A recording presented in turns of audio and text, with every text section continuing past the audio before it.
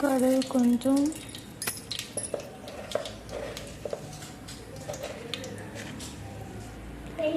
சீரகம் 1 ஸ்பூன். இதில் எடுத்து வச்சுருக்க பொருள் எல்லாம் இப்போ ஆட் பண்ணுறேன்.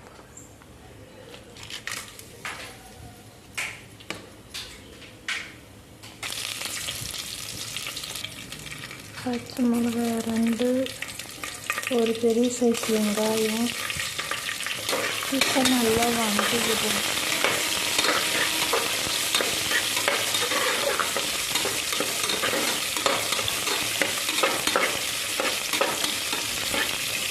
கொஞ்சம் சால்ட்டு போட்டுக்கணும். பொன்னிறமாக வதங்கட்டுக்கு பாருங்கள். வதங்கின பதத்துக்கு அப்புறம் இஞ்சி பூண்டு பேஸ்ட்டு,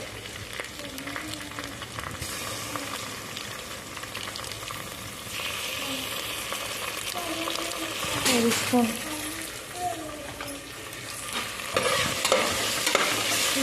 பச்சை வாசனை போகிற வரைக்கும் வதக்கிடணும்.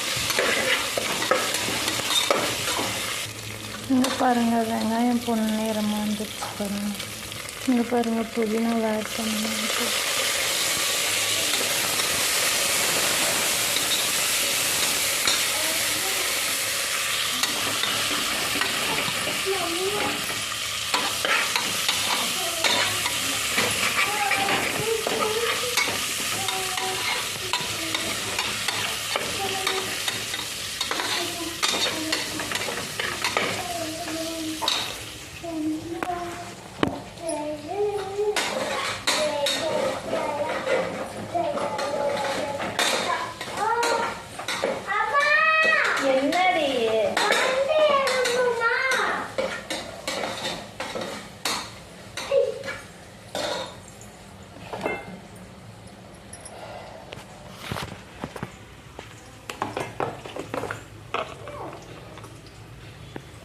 நல்லா தக்காளி, ஒரு தக்காளி போட்டுக்கிட்டு,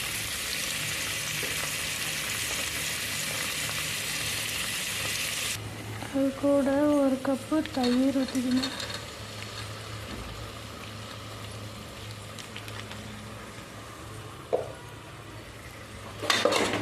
நல்லா மிக்சிங் பண்ணிக்கணும். இன்னும் திரிஞ்சிடும்.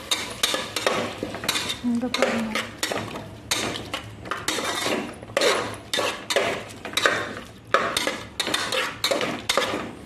அடுத்தது காளான் போட்டுக்கணும். காளான் போட்டு நல்லா இது பண்ணிக்கணும்.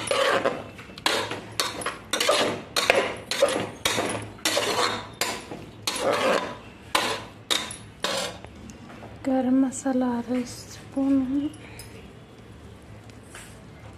மிளகாய் தூள் 1 ஸ்பூன்,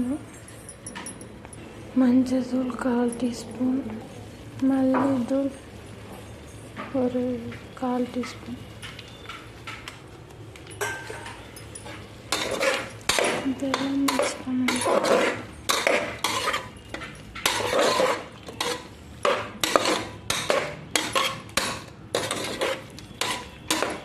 இன்னும் கொஞ்சம் உப்பு ஆட் பண்ணிடணும். நல்லா மிக்சிங் பண்ணியாச்சு. அடுத்து ஊற வச்ச பாஸ்மதி ரைஸ் அது இதில் கொட்டிக்கிட்டோம். இங்கே பாருங்க, இது அரிசி உடையாமல் கிண்டணும்.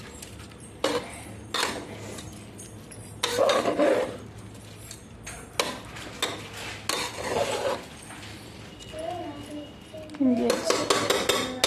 1/2 கிளாஸ் அரிசிக்கு 2. இங்கே பாருங்கள், கொத்தமல்லி தழையும் போட்டாச்சு. லைட்டாக கொதி வந்தோடனே விசில் மூடணும். ஏன்னா கொதி வந்தால் தான் உப்பு டேஸ்ட்டு பார்க்க முடியும். நம்ம உப்பெல்லாம் கரெக்டாக இருக்குது. இங்கே பாருங்கள், கொதி வந்துச்சு. அடுத்தது விசில் போட்டு 2 விசில் விட்டால் சரியாக போகுது. காளான் பிரியாணி ரெடி. பாருங்கள் ஃப்ரெண்ட்ஸ், பிரியாணி ரெடி. கொலையாக எடுக்கணும். பாருங்கள், இதெல்லாம் எவ்வளோ சூப்பராக வந்திருக்கு பாருங்கள்.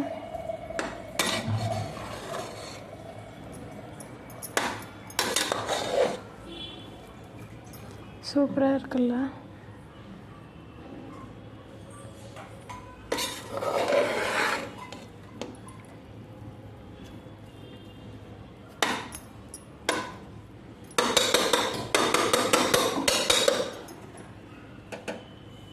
இங்கே பாருங்கள் பிரியாணி ரெடி. எங்கள் அம்மா காளான் பிரியாணி சூப்பராக செஞ்சுருக்காங்க. என்ன பிரியாணி? என்ன பிரியாணி?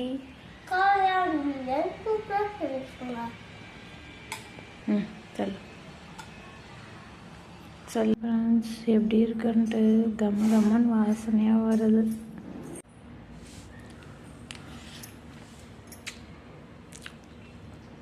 அல்டிமேட். நான் என்றைக்குமே இது மாதிரிலாம் செஞ்சதே கிடையாது. எங்கள் வீட்டுக்காக தான் செய்வாங்க. செம்ம சூப்பராக இருக்குது. எங்கள் வீடியோ பிடிச்சிருந்தா லைக் பண்ணுங்கள், சப்ஸ்கிரைப் பண்ணுங்கள், ஷேர் பண்ணுங்கள். இன்னொரு வீடியோவில் பார்ப்போம். பாய்.